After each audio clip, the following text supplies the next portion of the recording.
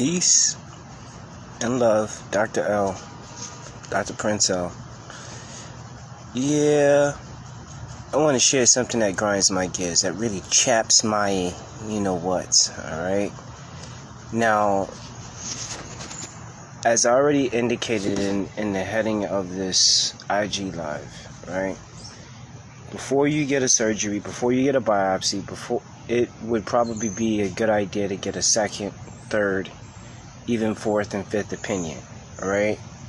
And not just from one specialist in the medical field, but create your own team of medical professionals. Yes, you can create your own team of medical professionals as a person of low income. It's just all in how you perceive it, right? But before I even get into that, let me just share this story, okay? So there I am at the market, doing what I do, doing my best to bring the most value to the marketplace, doing my best to bring, uncommonly unknown information to the laymanic community, right? And so here's how the story starts, right? A woman a couple of weeks back says to me, "Oh yeah, one of the women that you treated for throat cancer, she highly recommended you. She said that everything that you recommended helped her beat the throat cancer." Kudos to me, right? Woohoo! Big whoop. And for some people that would be enough qualification, like as a medical professional, even as a non-medical professional, to think, okay, maybe this person has a little bit of knowledge, right? And again, it's throat cancer. It's really it was a tumor on the thyroid. All right, and it was creating some irregular hormone secretions from one particular patient that I had. Yes, she had throat cancer. Again, big whoop, should be enough of a qualification. Woman, seemingly impressed by this, says, "I'm going to come to you in a couple of days, couple of weeks, couple of months to talk to you about my husband." I'm like, okay, why? Because, he's got cancer, and perhaps something that you have to offer would be great. Your recommendations, your suggestions, we want to hear them. So, all right, cool. So here it is. Woman shows up with her husband. Tells her husband in front of me, "Oh yeah, this is the guy that I told you helped treat that woman for throat cancer." Again, big whoop. Big whoop. So we get to talking about some stuff, that she sees on the table, and this is where I want my followers, people who follow. I don't consider you followers, but people who are entertained or find some level of education or empowerment through any of my content. This is where I want you to understand that, I care more about your health than I do about making money, even at my own detriment, okay? So there she is, looking at everything that I have on my display. She takes an interest in the CBD stuff. "Oh, my husband, he's got, he had cancer, and it was in his colon, then it moved to his liver." And I'm like, well, hold on a second. That's not, and I'm like, hold on a second, because in my mind I'm thinking, that's not the pathology, that's not the progression of cancer. It doesn't move from the intestines into the peripheral organs. It just doesn't do that. Like, it moves from out of the peripheral organs into the intestines. And mostly because the immune system is still, on some level, has found a way to push as much of whatever toxicity out of one organ or one place in the body, and is doing its best to put it into the intestines, into the digestive tract, so that way it can eliminate it, through defecation. Just like the body consumes nutrition and like eliminates nutrition, this is the same way that the body uses, eliminates toxins. All right, especially when it comes to degenerative disorders. And whenever you hear me say a degenerative disorder, that's just my legal cover my ass way of saying cancer. Okay. In any case, the woman, not the husband, then goes on to say, oh yeah, like, it was in his colon, but then it moved to his liver. And so, well, that's not how that works. Like, that's not how that normally goes. And she goes, the wife, not the husband, the wife, not the patient, not the person who had the disorder, not the person who's dealing with the sickness. The person that's not dealing with the sickness says, well, yeah, it moved to the liver, and so they had to operate. I said, oh yeah, what did they operate on? The liver? She goes, no, the gallbladder. I said, that's interesting.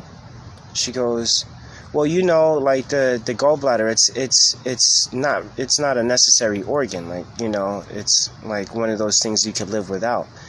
And I'm sitting here and I'm just like,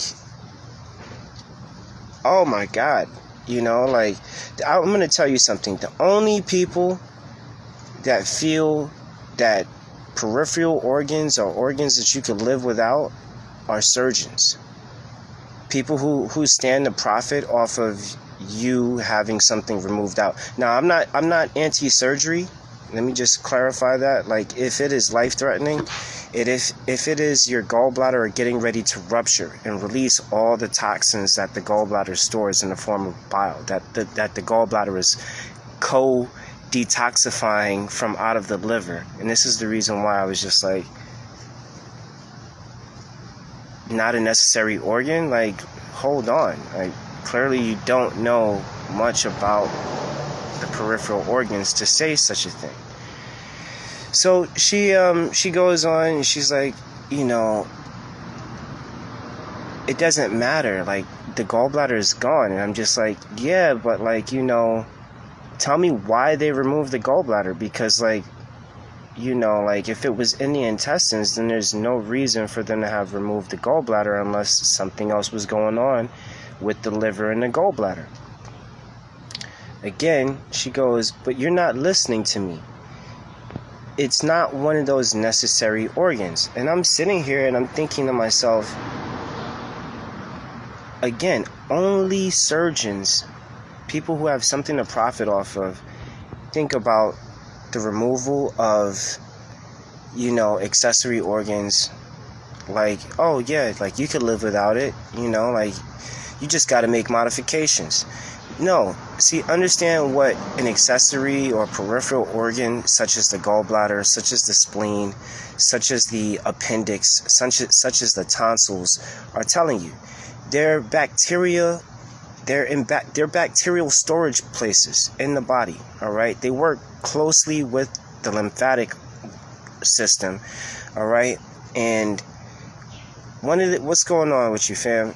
One of the things about the gallbladder is that it's refining the body's fats. It's also refining the body's cholesterol, its proteins, its red and white blood cells. It's separate.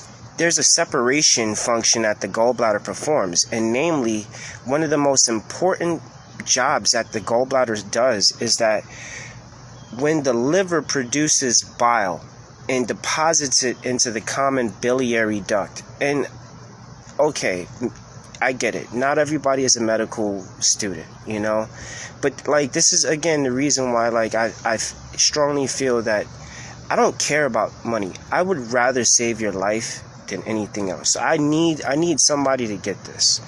Okay? The gallbladder stores the bile produced by the liver, which is a formula like a refined or purified form of fats. And okay, like these refined fats, you know, this refined substance cleanses the blood, it neutralizes toxins, it adjusts the pH balance within the blood before the blood is actually returned to the heart. Okay, like there's a whole circulatory, it's, you know, like, oh my goodness, like the liver, like there's so many different places that I could start that it is just so hard to say the gallbladder is not a necessary organ. It's just, it's so hard to say that it's not. But let me give you the most basic part of it. All right, food goes down the hole. It goes into the stomach, right? The stomach's job is to further masticate or break down through chemical process foodstuffs. All right, the enzymes and the acids in the stomach are correlatively dependent on the pancreas, which works with the gallbladder, all right, and the salivary glands, okay, also other peripheral organs that are extremely necessary. Okay, so here it is that when the gallbladder produces all this bile, okay, I'm sorry. I'm leading you all over. All right. How do you clean it or make it perform better? That's, you know what? That's a great question, because that'll actually help me explain it. Right? So, food goes down the hole into the stomach. Stomach's got the stomach acids, enzymes, right? And before those enzymes move into the intestines, the veins from the stomach all communicate with the hepatic portal vein, right? The liver portal vein. All the blood, all the food, all the nutrients that are broken down in the stomach first travel to the liver. The liver then extracts vitamins A, D, E, and K, all right? As well as other proteins, lipids, aka fats, right? And yeah, like I wish you had your gallbladder too. And this is one of the reasons why I have to make sure that I get this out there, because it's such an important organ, all right? So now that the nutritive substances are in transit through the hepatic portal vein system moving over to the liver then filters those substances, formulates bile, which is again a refined substance, neutralizes toxins in the bloodstream, all right, reduces or removes harmful LDLs, low density lipids. This is the bad cholesterol, right? And also, again, filters the substances from out of the blood. The liver then having produced all that bile, deposits the bile into the common bile duct, right? Now, the bile duct is like a little tube, and I'm not throwing up gang signs, but I really want you to understand this. The bile goes down the hole, but if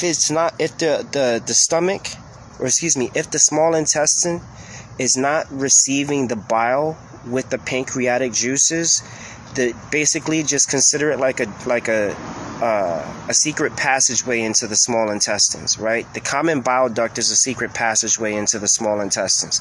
However, without the bile that is being secreted by the liver mixing with the pancreatic enzymes produced by the pancreas, your amylase, your lipase, your protease, okay? Without those enzymes all mixing and mingling in the hallway before they go into the secret passageway into the small intestines to break down fats. The bile backflows from out of this tube and it gets stored in the gallbladder. Okay? Now, the gallbladder's job is to store the bile. But again, it's also storing a lot of toxic byproducts from the liver. All right? It's got to get it out of the system. Now, again, if there is not enough, if the pancreas is not functioning, if the pancreas is not doing its job, or if it's overworked, and this is where we get to answering your question, family, how do we clean it or make it perform better? If the pancreas is not performing at optimum levels, right? Or like, let's say that a person is dealing with what's called pancreatitis, which is it's commonly misdiagnosed. It is one of the top diseases misdiagnosed because it can appear like gastritis, like pain in the abdomen. All right. However, one of the key indicators towards pancreatitis is not only do you have pain around the diaphragm, but it also radiates to the back. Okay. This says that the tail end of the pancreas, not the head, which is over here mixed by the liver, the tail end of the pancreas began to inflame and it's swelling up, so it's pushing against the spleen and tickling or kicking up against the kidney. All right, which means very, very bad mid abdomen pain. All right, so ways to make the pancreas work better, because without the pancreas being an endocrine gland, all right, as well as an exocrine gland. Endocrine meaning that it has hormonal, or it has a secretory function. It secretes some type of substance, right? Exocrine meaning that the substance doesn't just stay in the local area. It actually travels out of the local area, either by blood or through digestion. All right. If the pancreas's exocrine function is not working, meaning like if the pancreas is not able to release those enzymes, then that means that the body is not going to be able to break down fats. Your body needs fats in order to keep the brain functioning. The brain is composed of 75% fats, 25% water. All right?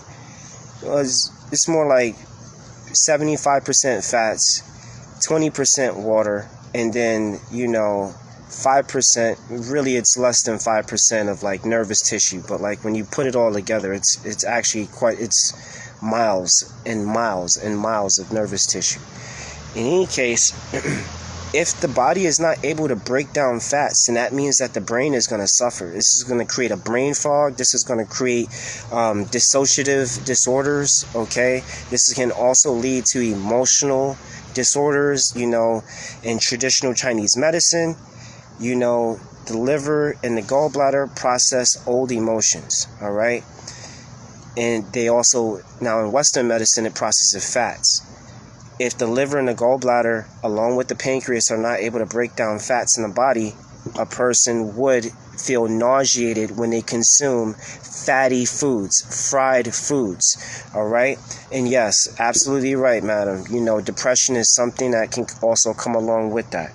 So, this is where I get back to standing on my soapbox about the importance of the gallbladder and why it is not one of those organs that you could just easily cut out, that you can just tell a person, oh yeah, like you can live without it. You can't eat fried foods again. You can't eat fats again. All right. Now, ways to clean the pancreas and the liver and gallbladder at the same time. My number 1, green apples. My number 2, bitter melon. My number 3, aloe vera. My number 4, which is really my number 2. Yeah, I wouldn't put it in number 4. I would put it in number 2.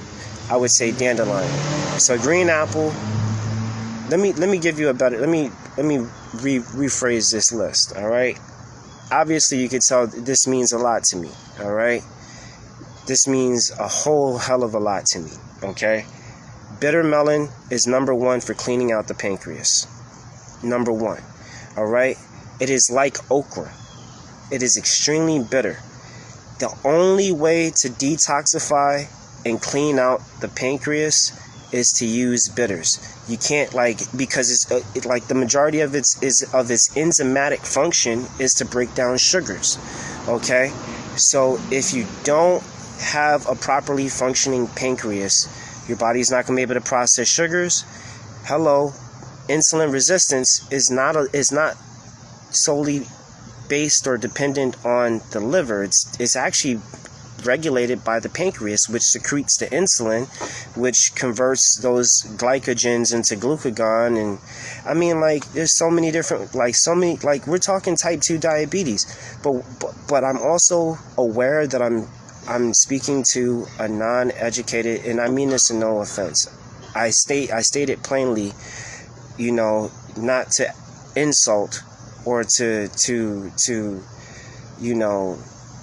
be disrespectful, but just to say that there aren't enough people who are educated in this information that are not medical professionals. The majority of people who know these things are medical professionals. They're in the industry one shape, form, or fashion or the other. All right? So if a person's pancreas is not working, they're not going to be able to process sugars. They're going to start storing body fat. This is going to have a negative effect on the thyroid gland, especially when it affects women. All right, for men, this is going to, not only is it going to affect your thyroid, it potentially can negatively affect the man's prostate gland. And again, when we're talking about endocrine functions, the prostate, the ovaries, the pancreas, the thymus, the thyroid, the hypothalamus, the pineal gland, these are essentially all your endocrine glands. These are all your endocrine function, organs. And if one is out of whack, they're all out of whack. They communicate more than any other system. They are so codependent on each other. It's not even funny. If the thyroid is jacked up, the thymus gland as well as the pancreas gland are jacked up, which means that men and women, you're going to have digestive fatigue. You're going to have irritable bowel syndromes. You're going to have constipation. You're going to have irregular appetite. This could potentially lead to cholecystitis, all right? The inflammation of the gallbladder, which could potentially lead to cirrhosis of the liver, scarring or scarification on the liver, or even worse, a fatty liver where the liver encases itself in fat and says, you know what? I'm not going to do this today. That's all. I'm shutting it down. What happens? And of course, these things affect the body on a genetic level because the body is continuously producing new DNA. Your energy, whatever your present energy is right now, spiritual, gangster, whatever, it doesn't matter. Your body is reproducing, it's replicating new genetic information based on your old experience. We're not who we are today had it not been for who we were the last 10 years. It's really just that simple. You know what I'm saying? So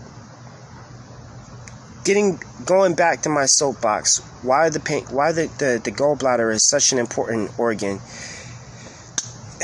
If that man would have might have gotten a second or third or fourth or fifth opinion about whether or not he actually was dealing with intestinal cancer or if he was actually dealing with pancreatitis, again, they could have saved a portion of that man's intestines. That man might still have his gallbladder. So many people might still have their gallbladder.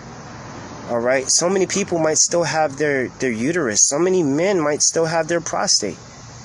So many women would still have their ovaries.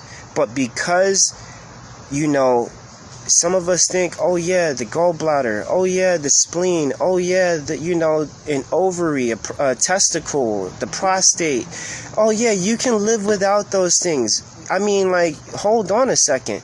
The creator, the designer of this body thought that it was important. It was so important to even include this tiny little thing right next to the liver, right there next to the stomach, right at, right in between the large and small intestines, right at the entrance or the exit of your reproductive organs. I mean, come on, like if the great architect of all life saw it so necessary to put this small device, this mechanism, this valve, this check valve into your system, where do we look at man's system of medicine and say, you know what, man knows better than the designer of the body? I'm going to listen to a guy. I'm going to listen to a woman. Clearly this man or woman who has not lived, all of existence, of course, not being irrespective of the fact that, like, time never was where man was not, and as long as, the creator and all of time and existence has been here, we've been here, just in a different form. But that's a conversation for a different time. But I digress. If the creator saw fit to put a gallbladder next to your liver, if the creator saw fit to put what we now call the common bile duct and unite the conjoin the functions of both the liver and the pancreas to the variable, the important interaction of chemicals produced by the pancreas, produced by the liver, to cause a catalytic effect to open up a pathway from the gallbladder and pancreas and the liver into the small intestines to help the body in the intestines particularly break down acidic substances, aka fats, right? Which means that the small intestine requires a whole hell of a lot of bicarbonate.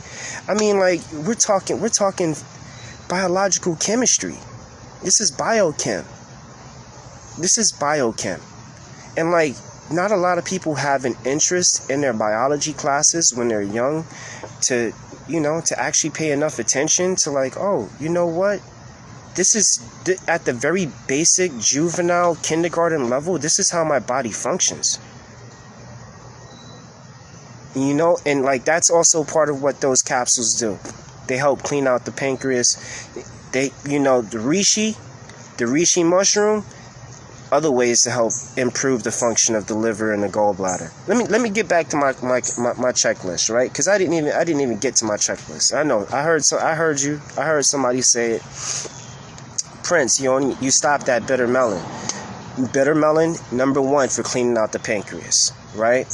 Number 2, dandelion root for helping to clean out the liver, all right? It also encourages biliary migration from the liver, from the gallbladder, into the small intestine, all right? It also helps out with regulating blood sugars. So this means that diabetics, both bitter melon and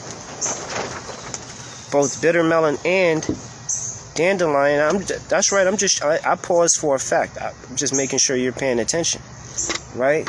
But bitter melon and dandelion are going to be 2 of the best things that you can consume to help detoxify the pancreas. And yes, there are other herbs. There's more than one way to peel a banana. There's more than one way to peel some yucca, to peel some cassava, to peel some yam. And you know what? We need some sweet yam soon, because, Lord, I'm telling you, I got white liver, and maybe I got a little too much baby batter on the brains because I'm doing this ejaculation thing. Also another conversation for another time, but there's got to be a release at some point. You know what I'm saying? And maybe this is my release. Maybe this is just my mental masturbation. All right. So excuse me while I get this out. All right. And pardon the humor. I have to keep it mildly entertaining. Otherwise, you guys you click off. And what am I doing if I'm not at least mildly entertaining? But in any case, bitter melon for the pancreas, dandelion for the liver, reishi for both the liver and the pancreas exocrine functions. Yes, you could also consider the liver an endocrine gland as well, Why? Because it has a secretory function. It's secreting bile. It's producing bile. Other herbs that make it better for the liver, the pancreas, and the gallbladder. Green apple. You've heard the expression, an apple a day keeps the doctor away. Not a red apple, but a green apple. Why the green apple? Because the green apple's got the malic acid in the skin, which detoxifies the liver. It also has alkaloids in it, which help to improve circulation. Sis, I hope you do go to school. Even if it's just to get more, just to become better informed about what your own body is doing, not for a certification, not because you have the passion, although me knowing you, I do know you to want to, to have that passion and that you live a life of service. So you're going to help somebody else. And at the very least, those of us who, study this information are able to share it with other people and potentially save someone's life. Green apple is the magic apple, You remember in Snow White, was it Snow White where she gets the apple? It wasn't a green apple that she got, it was the red apple. You know what I'm saying? It was the red apple. That red apple was poison. The red apple was poison. I mean, people talk about these genetically modified organisms. The red apple has been genetically modified to be more sweet, less tart, and also have less fiber.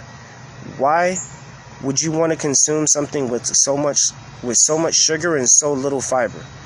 When Mother Nature intentionally puts the poison with the cure, right? And some of you have heard me talk about this before. You can't get a whole lot of sugar out of sugar cane without all that fiber. You got to eat that fiber in order to get all the sugar that you want in it. However, human beings, we're funny creatures, and so by us creating systems or forms of technology which make our life easier to do other things, we overindulge, and this is and especially when it comes to sugar, and this is one of the reasons why diabetes, aka consumptive disorders, and pancreatitis and gastritis are some of the oldest diseases known to man. And only in modern times and only within the last 80 years have we started calling anything a cancer. Only within the last 80 years have we started calling anything a cancer. And I mean, mostly just because we're consuming so much more sugar, so much more fiberless foods. The body needs it. The body needs it. Otherwise, cut out the tonsils, cut out the gallbladder, cut out the spleen, cut out the appendix, be a hodgepodge and a hatch patch of, be a Frankenstein social experiment if you want. But I mean, and I'm not saying that, I don't say that to be mean, I say that because, somebody hasn't been honest with you guys enough to make you so uncomfortable that you make an actual change in your life, that you remove yourself from the poison, that you further remove yourself away from the possibility of an early grave. Tonsils, tonsillitis, look at that, tonsillitis, another peripheral accessory organ, extremely important. The tonsils are connected to the lymphatic system. This is a bacterial magnet in the mouth. Why? Because we're putting food that originally came from out of the dirt. And what's in dirt other than bacteria, microbials, right? Small things, critters that, I mean, there's so much stuff on your skin that are just living on your skin, in your hair, in the fluid of your eyes. You know what I'm saying? Consuming.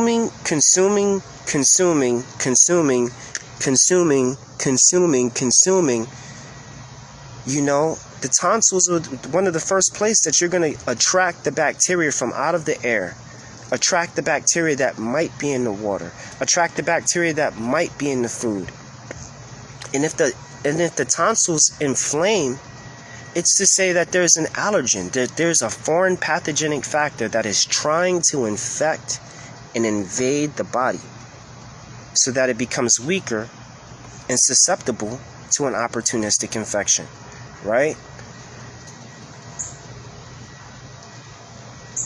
That is a good question. Like, how does it, well, I guess, the torus being the bull, being pulled by the nostrils, means you're also a beast of burden, and forgive my lackluster, energetic interpretation, but like on a very basic level, I'm looking at it, like how do you lead an oxen, a beast of burden, to the slaughter, if not by the nose? The strongest animals on the planet have the most sensitive, sensational apparatuses, the nostrils, the ears. This is the reason why they clamp ear. They puncture the hole in the ear. They puncture the septum. Excuse me. I can't even think of this. Freaking the bridge.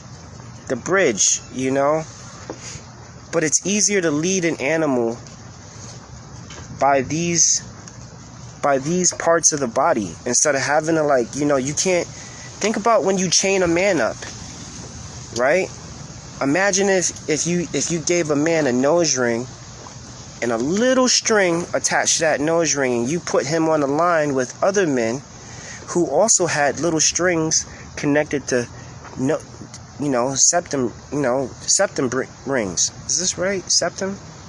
I feel like that's the right word, but I think it's something else. It starts SB. In any case, I've digressed. I've gotten a little bit away from the point that I was trying to make, which is just that, accessory organs, peripheral organs, extremely important, not things that should just be casually discarded, just thrown away, Everybody that I know that's had some type of peripheral surgery, they wish that they would have made an adjustment in their life before they ever had to have their, the tonsils removed, the gallbladder removed, the spleen removed, the appendix removed. Why? Because the body is at a higher risk for developing, being invaded and infected by opportunistic infections or, pathogenic factors that normally would have registered had the tonsils been there, normally would have registered had the gallbladder been there, would have registered had the spleen been there, would have registered had the appendix been there, would have registered had the uterus still been there, would have registered if the prostate glands were still there, would have registered if the foreskin was still there. I mean, come on now, Just saying. So, getting off my soapbox, I hope that, that helps somebody somewhere, because, more than anything, I felt bad at the fact that, the end of the story, the woman took her husband, she felt insulted because her knowledge, her level of knowledge, she felt offended. She felt offended. You know what I mean? She felt offended. And now I got to live with the possibility of, it's not my place to have to take on the burden or feel I'm at fault because I couldn't help somebody else, right? That's not my place.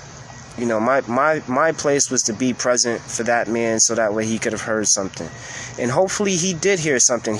Maybe he heard the fact that while one person is saying maybe would have been saying what he was saying years ago, because that's all in my Sherlock homeboy thoughts, she was awfully ready to dismiss everything I was saying to pull him away from hearing the fact that hey, you needed your gallbladder. And maybe she might have been at the time saying you need to let them take the gallbladder out, you need to let them take the intestines out. And I can get it, because when you don't know, you'll do whatever you possibly can to help save somebody's life. And this is the reason why the medical system exists the way that it does, because there are not enough people who are informed about their bodies to be able to say yo, I need to make an informed decision. And because they can't make an informed decision, they put their health in the hands of somebody else that they feel is ethically bound to do no harm, to do right by you as their patient, you know, and engaged in that profession, you know. But a good physician treats a disease. A great physician prevents a disease, you know. Now, I'm not saying I'm a great physician, but I do my best to prevent issues and disorders, degenerative disorders, from becoming worse. All right, I've got a pretty good track record at doing that. Again, why'd the woman bring her husband over to me?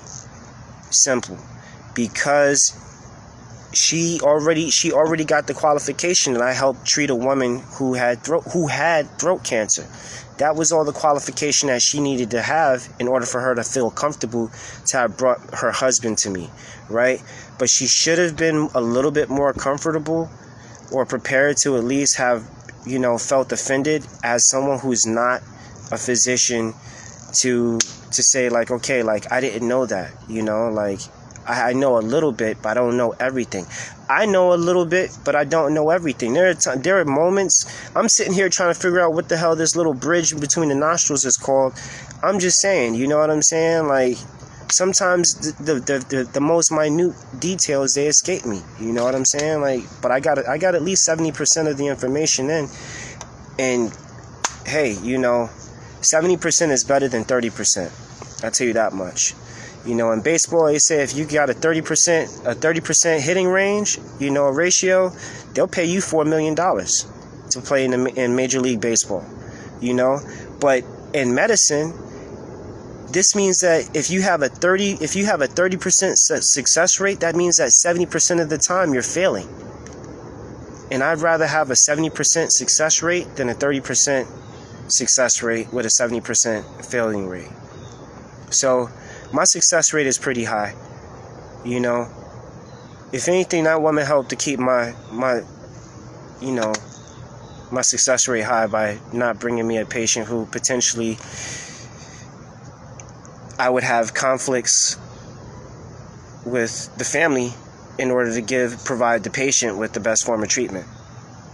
So, you know, and as a physician, I have to know, like, how to pick and choose my patients. Not every physician, don't think that just because, like, you know, we're passionate about this industry, we're passionate about medicine, that we're passionate about saving lives, that we take any and every patient that walks in the door. No, like, you got to know what triage is, okay? Like, triage, meaning you got to be able to say, like, oh, what just happened? Oh, there was an explosion?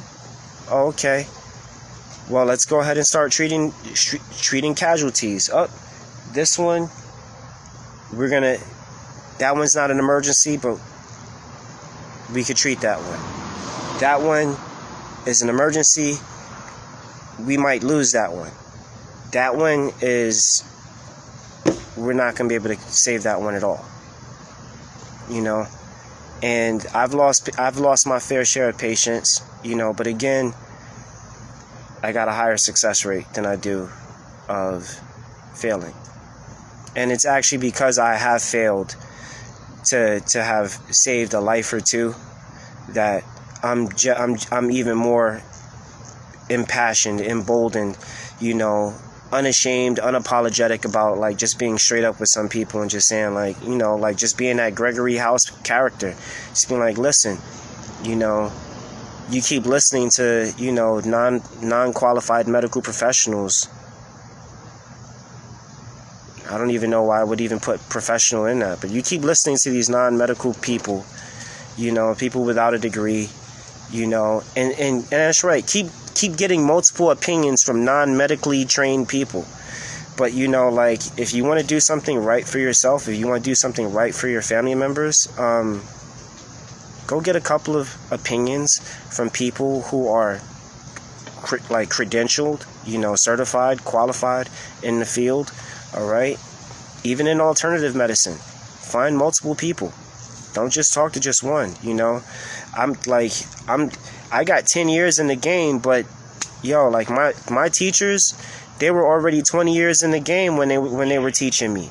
They were already 20 plus years in the game. And so, like, now, and that's when I started. So, like, now they're 30 plus years in the game. you know, and I still defer to their wisdom. I still sit and I say to myself, like, you know, I wonder what Dr. Faleke would do. I wonder what Dr. Tafari would do. I wonder what Dr. Campbell would do. I wonder what Dr. Tong and Dr. Wong and Dr. Wu and Dr. Wu and Dr. Lee, I wonder what all my supervising physicians would do right now. I wonder, you know. And before I make a move, before I, commit myself to a protocol, like, you have no idea how fast my brain is moving when I'm listening and diagnosing a person just on visuality, just on hearing what's going on with them. And I'm fortunate also to be empathic enough to like say, okay, like, tell me what you're feeling. Okay. Okay. All right, I get it. Here's what I suggest that we do. Here's my recommendation. Let's just try this out for 2 weeks. Let's see what happens over the course of the next 2 weeks. If you're not feeling any kind of improvement, maybe I'm not the physician for you. You know, I'll refer you out to somebody else. I'm not ashamed. You know? But yeah. Accessory peripheral organs, extremely important stuff. Extremely important stuff. Don't let nobody tell you that it's not important. It's extremely important. And yeah, stay focused on that, ladies and gentlemen. Let me get off this box. Alright, Coop at the box, with the box, with the box. I don't know, that's obviously, like, my mind has no storage capacity for, regular music these days. I can't interpret it. I'm trying to learn Spanish. I'm learning Spanish and Creole. Who got time to listen to Hoops Boss? Yeah. I'm out. Let me get out of here. Peace. I hope you have a great day.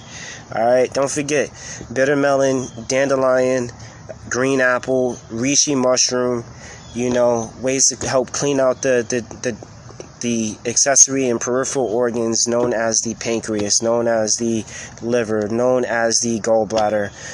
Also ways to improve the digestive functions of the intestine.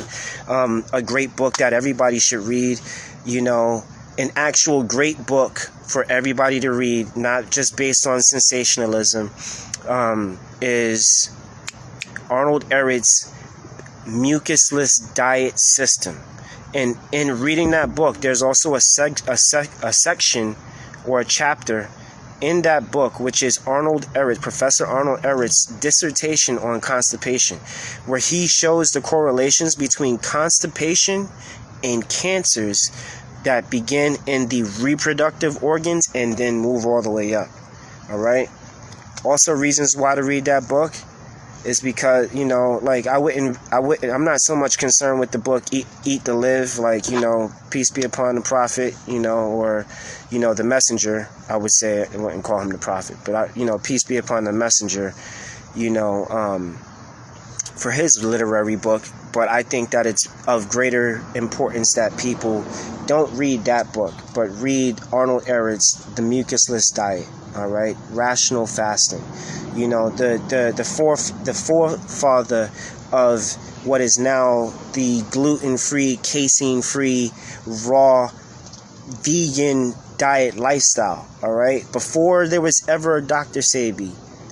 And it's been rumored that out of all the books that Dr. Sebi did not read, the one book he did read was Arnold Ehret. So that's the reason why I don't deal with Sebi like that either, because, peace be upon him, he did some great things, he had some great success, but, I think he could have done more, you know what I'm saying? And I hope that someday, when I'm dead and gone, somebody has the audacity to say the same thing, because it's been said before and it shall be said again. There will be more greater than me that shall come. All right, and I'm just trying to pave a pathway for individuals who are not afraid to go get themselves educated, who are not afraid to go, deal with that student loan debt. especially when you understand that money's not real. You know what I'm saying? Besides, what are they going to do? They dig in your brain and be like, yo, we're going to extract this knowledge from you. You know what I'm saying? Like, what are you going to do? Like, what are you going to do? It's just like child support. You know, once that product is out there, there's no pulling it back in. There's no pulling it back. You know what I'm saying? So, you know, get this education, get this work, get this knowledge, you know, empower yourselves, you know. And if you have any questions, feel free to DM me. I'll make more videos getting on my soapbox or just standing next to it. So that way you know, at the very least, Dr. Princell stands with you. Out.